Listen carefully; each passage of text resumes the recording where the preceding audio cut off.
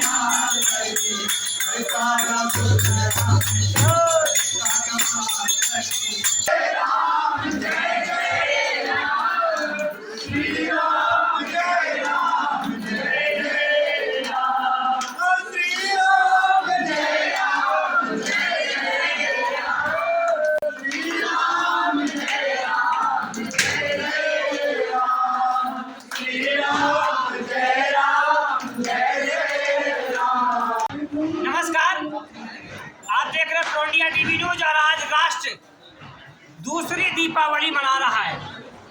2005 में इस मंदिर की कुछ और ही कायाकल्प था और आज 2024 में इस मंदिर की कायाकल्प भी एक नया स्वरूप ले चुका है। बाबा बामेश्वर धाम अब एक अलौकिक धामों में से कहीं ना कहीं एक रूप धारण कर रहा है।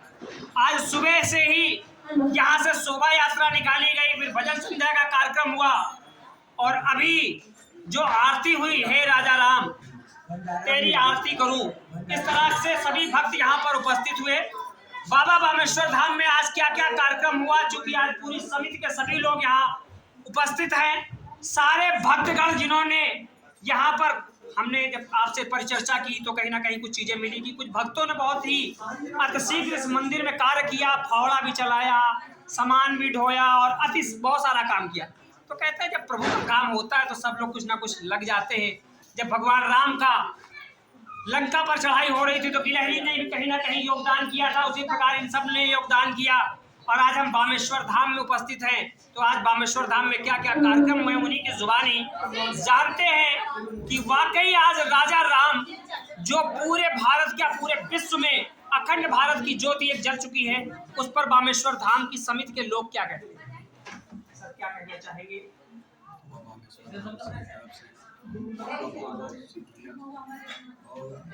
और आज कल अचानक में सभी बच्चों की इच्छा हुई, भैया सबकी यात्रा निकाली जा रही है, तो अपने बाबा बामेश्वर धाम की तरफ से इस शोभा यात्रा भव्य निकाली है, जिसको लेके कल दोपहर में ही चर्चा हुई और आज ऐसी यात्रा हो गई जिसके बारे में हमने सोचा भी नहीं था।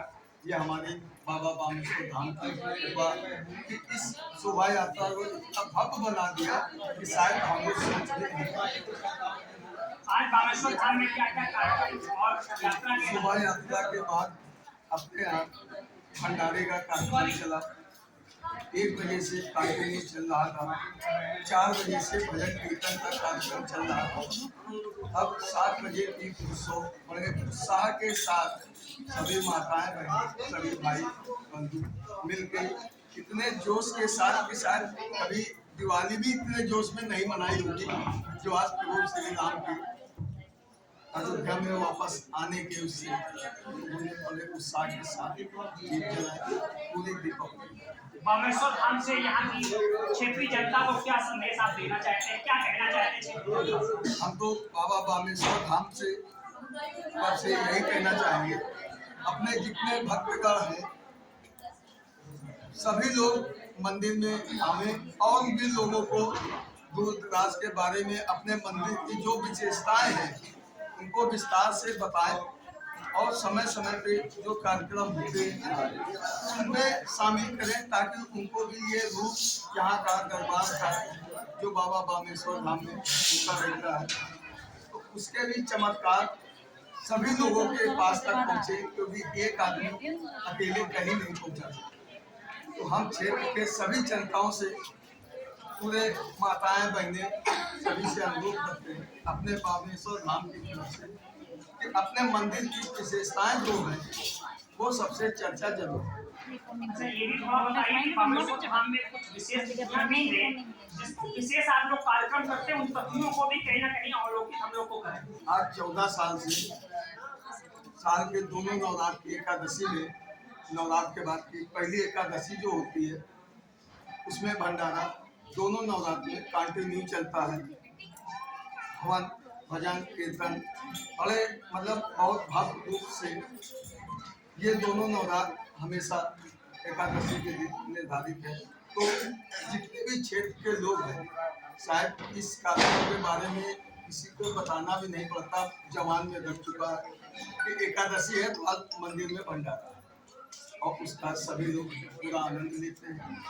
इसी तरह से हम चाहते हैं कि सभी लोग अपने क्षेत्र से बाहर भी अपनी मंदिर की विशेषताएं बताएं और समय समय पे जो भी मंदिर की तिथि के हिसाब से जो भी कार्यक्रम होते हैं उसमें सभी लोग कार्यक्रम होता है और सभी का सहयोग होता है। एक छोटे बच्चे से लेके एक बड़ी माता जी तक या पिताजी तक, मतलब कोई ऐसा सदस्य नहीं होगा जिसका इस मंदिर में सहयोग ना हो। सुबह रैली निकल रही थी, उसका दृश्य आपने दिखाया तो हमने देखा कि युवाओं ने जो रैली निकाली शोभा यात्रा में, क्योंकि आज हम लोगों ने 22-23 रैलियां कवर की हैं, लेकिन इस रैली का भी एक अनोखापन दिखा करते जहां पर युवा होता है वहीं पर भगवान श्री राम का भी एक स्वरूप कहीं ना कहीं दिख रहा है, क्योंकि भगवान अयोध्या में बाल रूप में ही स्थापित किए गए हैं। बने रहे बामेश्वर धाम के साथ, प्रो इंडिया टीवी न्यूज के साथ। धन्यवाद।